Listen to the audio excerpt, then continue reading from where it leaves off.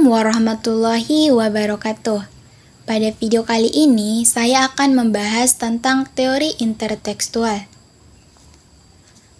Teori intertekstual adalah pendekatan kritis dalam studi sastra dan budaya yang menekankan hubungan dan interaksi antara berbagai teks.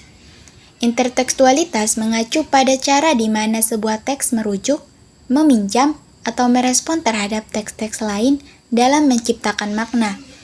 Pendekatan ini mengakui bahwa teks-teks tidak ada sendiri, tetapi selalu terlibat dalam jaringan, referensi, dan keterkaitan dengan teks-teks lainnya.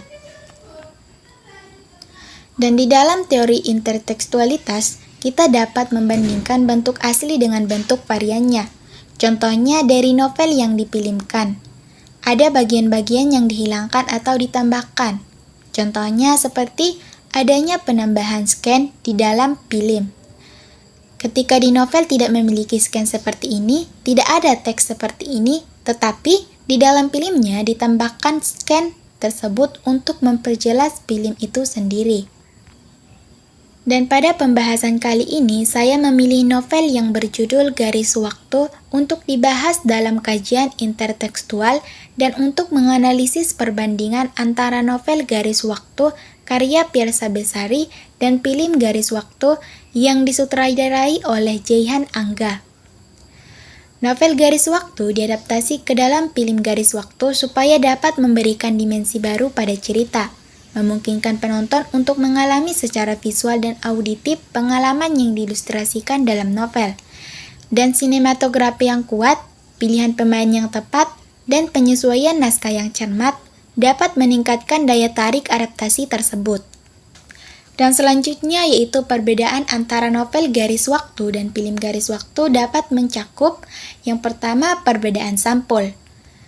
Perbedaan sampul antara novel Garis Waktu dan film Garis Waktu dapat signifikan karena keduanya menggunakan media yang berbeda. Sampul novel biasanya dirancang untuk mencerminkan atmosfer dan tema cerita dengan menggunakan seni grafis atau desain kreatif.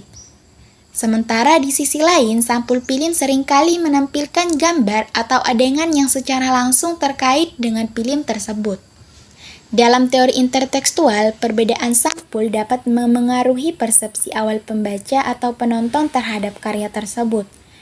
Desain sampul novel mungkin lebih terbuka terhadap interpretasi pribadi, sementara sampul film dapat memberikan petunjuk visual yang lebih spesifik tentang isi dan genre film. Perbedaan yang kedua yaitu penggunaan media yang berbeda untuk menyampaikan cerita. Dalam teori intertekstual, perbedaan ini dapat dilihat dari cara elemen-elemen cerita diintegrasikan ke dalam medium masing-masing. Novel Garis Waktu mungkin memberikan lebih banyak ruang untuk mengeksplorasi karakter dan pemikiran internal. Sementara film Garis Waktu cenderung menonjolkan visual dan audio untuk menyampaikan emosi dan narasi. Dalam teori intertekstual, perbedaan ini menciptakan hubungan yang kompleks antara teks-teks tersebut. Dengan novel mungkin lebih mengandalkan imajinasi pembaca, sementara film menggunakan elemen audiovisual untuk menciptakan pengalaman yang lebih langsung. Dan perbedaan yang ketiga yaitu perbedaan struktur naratif dan presentasi waktu. Novel memiliki fleksibilitas lebih besar dalam memanipulasi struktur cerita dan melibatkan pembaca dalam pengalaman pencerita non-linear atau flashback. Sementara film seringkali harus menyesuaikan struktur naratifnya dengan batasan waktu yang lebih ketat dan menciptakan pengalaman kronologis untuk penonton. Yang keempat yaitu perbedaan kata-kata atau kalimat antara novel dan film Garis Waktu. Contoh kalimat dalam novel seperti dengan hati berdebar, dia merenungkan kenangan pahit yang menghantuinya sejak lama. Mata yang ditempelkan pada gambar di dinding seakan mencari jawaban yang tak pernah ditemukan. Dan contoh kalimat dalam film seperti dengan wajah tegang, dia menatap gambar di dinding, mencoba mengungkap rahasia yang sudah lama menghantuinya.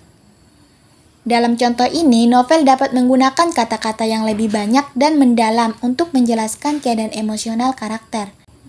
Sementara film cenderung menyampaikan pesan serupa dengan adegan visual dan dialog yang lebih langsung. Perbedaan semacam ini mencerminkan adaptasi antara media yang berbeda, di mana novel memiliki ruang untuk eksplorasi internal yang lebih dalam, sementara film menggunakan elemen visual dan dialog untuk mencapai efek yang serupa dalam waktu yang terbatas. Oke, mungkin cukup sekian pembahasan kita mengenai teori intertekstual. Jangan lupa like, komen, dan subscribe. Wassalamualaikum warahmatullahi wabarakatuh.